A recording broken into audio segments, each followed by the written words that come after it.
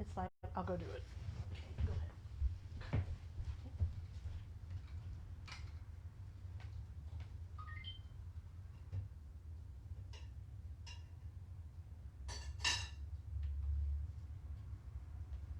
Cool.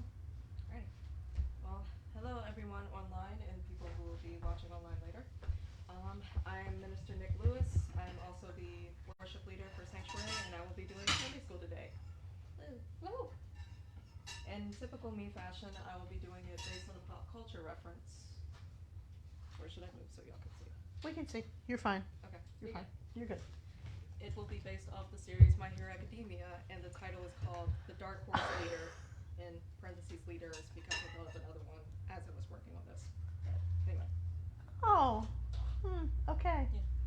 So, a quick overview of MHA for those who don't know. It's a series that started in 2014. In this world, most of the people have quirks, aka special abilities, that can range from a variety of things, which could translate into human quirks as we understand them, but that's a story for another time. These can range from producing fire and ice simultaneously to being able to float small objects toward you. And then I so wanted to be able to do that. Okay, go on. I'm like so into this. Okay. That's what the protagonist's mom can do. But enter Izuku Midoriya, aka Deku, the protagonist. He was born without a quirk, but his dream is to become a hero like the number one hero of his time, All Might, pictured here. He obsessively takes notes on heroes and even some of his classmates to learn about their quirks and analyze them. In a chance meeting with All Might, Deku discovers that he's been weakened but has kept that a secret from the public. He gets significantly skinnier than that. Oh. Yeah, Okay. because he's losing his power. Okay. So kind of like Samson. A little bit. Only Samson didn't really. Well, he didn't. Well, he had the strength, and he was. Everyone always pictures him all buff, and then they cut the hair, and it's like he lost his power. So. Kinda, yeah. Okay. But unknown to everyone, All Might can also transfer his power via hair, specifically eating the hair, which is why I chose that picture. Yeah, he just kind of like. No, there's a condition. It's trichos. Oh, trichotillomania. Well, that's when you trichotillomania is when you pick your hair there's out. also one when you eat it. Pica. Something like that, yeah. Right? It's when you eat hair. Pica is when you eat things that are not normally what people eat. Like chalk or hair or. Sorry, neurospicy moment. I'm so sorry. Continue. All variety of things, not food. Huh. Well, I guess we have evidence of that there. But basically, he's like, "Are you ready to receive my power?" And Deku's like, "Yes." He's like, "Eat this," and Deku and the fandom collectively is like, "What?" So. Okay. But anyway, so he deems Izuku worthy of inheriting his quirk, and after doing so, Izuku enrolls in UA High, one of the top schools for heroes in training. Oh, ergo the academia thing. Okay. Mm-hmm. All right. So now you know the backstory. Now we talk about Izuku's rough journey. And feel free to look away from the slide if you're squeamish. That picture on the left, I'll explain in a second. Izuku doesn't really know how to control his power effectively at first. And he winds up getting hurt a lot while trying to master it.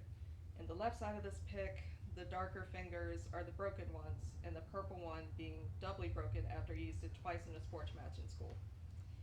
Yeah, so I said look away. Forgot it was doubly. No, I've seen this. I forgot it was doubly broken. Oh yeah. Ooh. Yeah. Okay. Mm-hmm. Then, because of how much control he lacks over his power, no one expects anything great from him at first. Well, except for All Might, who's training him. No. No, you're fine. And even his childhood best friend Bakugo, who knew who didn't have a quirk before they enrolled into UA, doesn't expect much from Izuku, even with his quirk now. And in fact, Izuku got the nickname Deku from Bakugo, which can be translated into useless dummy. So it was an insult. Yeah, I know I said they were childhood best friends, and they were, but a lot of stuff happened. Mm-hmm. You have to watch it. Life. Yeah. So, speaking of Bakugo, this is Explodey Boy. Aw. Mm-hmm. Oh, sorry. Okay, I want that power too. Yeah. I'm just going to make my list. Okay. So, funny enough, Bakugo also has a rough time at the beginning of UA. He has what the kids call anger issues, and an inferiority complex, and a superiority complex. He's just got a lot going on. So he went from being the top dog at his and Izuku's middle school, even from being Izuku's bully, to being the one getting teased for his personality being, as one of his classmates called it, flaming hot garbage. Yeah. This sounds almost too accurate, though, as to what this is like going from junior high to high school. I mean, it's like, wow, okay. Should we put this on your watch list? Yeah, yeah, we should. Okay. Okay. Yeah, I'm in. Okay. He and Izuku never saw eye to eye for years since they were little kids. And yet Izuku still followed him because he admired Bakugo's strength. And Bakugo just couldn't get rid of Izuku no matter what he did. So, the unforeseen duo. They go from top left fighting each other to fighting beside each other. Aww. Oh, okay. Takes about 3-ish seasons for them to get there, but it's fine. So, Could no be one. worse. Manifestation. Well, that's a whole nother thing I have to this, but Just make it a series. pretty much. Alright. So, no one in their world could have predicted that these two would become a powerful duo, much less get along decent enough to form a battle strategy together. What used to be nothing but screaming matches, usually one-sided ones from Bakugo, surprise, surprise, has turned into, well, still screaming, but more communication, understanding, and support. Now they're two of the big three in their class, among the strongest ones in training. Sometimes with each other to even get stronger. And they become leaders no one expected them to. So, especially with that last bit. Any of this sounding familiar? And if anybody would like to read Matthew 13:53-58. If you hand me my Bible, I will. Can you pass me my Bible? It Okay. is in my backpack. It's right. Thank you. Oh, thank you. Matthew 13. 53-58.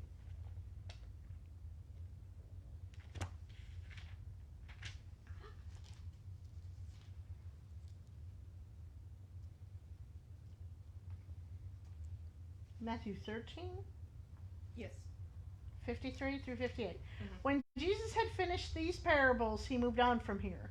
Coming to his hometown, he began teaching the people in their synagogue, and they were amazed. Where did this man get this wisdom and these miraculous powers? They asked. Isn't this the carpenter's son? Isn't his mother's name Mary? And aren't his brothers James, Joseph, Simon, and Judas? Aren't all his sisters with us? Where then did this man get all these things? And they took offense at him. But Jesus said to them, only in his hometown and in his own house is a prophet without honor, and he did not do many miracles there because of their lack of faith.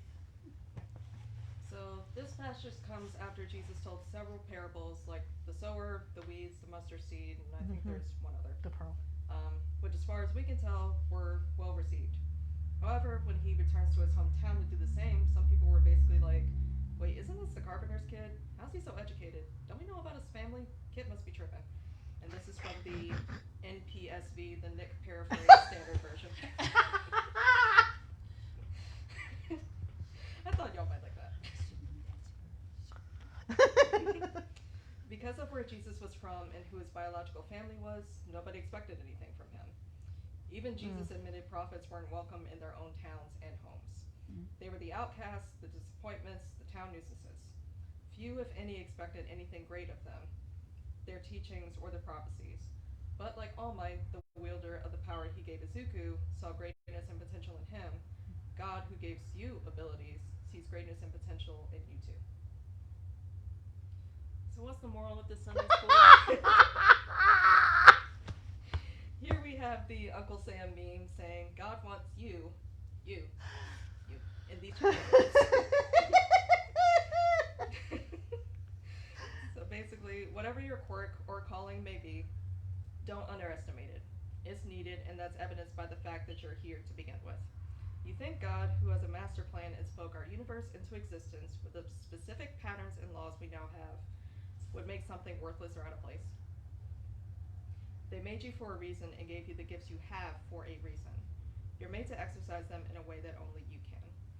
While it may be similar to someone else's gift, you have the ability to reach someone in a way another person may not. You're needed. God's shaking things up because they need to change, whether that be cycles of generational abuse or a stagnant church that rejects the power of the Spirit, or several churches, but anyway. And even if you don't wind up leading a group of people, you're still called to be a change agent by being and living differently. So, go on out there and lead as you're led by the Spirit. The end. I have a question. Hmm? Can I get that Bible translation on Gateway? On Bible Gateway? I want that No. Bible translation too. We all want that Bible translation. No, I'm afraid it's only audio and in person. So Oh, Yeah. okay. Doesn't have to be. It doesn't have to be. Don't give me ideas. It could be on TikTok. It could be on TikTok. Okay, I so just said don't give me ideas. I said it could be on TikTok. I'm trying to finish it, and of course it's not working again. Was she taped or? Huh? Was They're being video taped or on both sides. Was that video? Yeah. Maybe. Can I you think get the? when I Can you found hit the at finish that button? lesson that I'm doing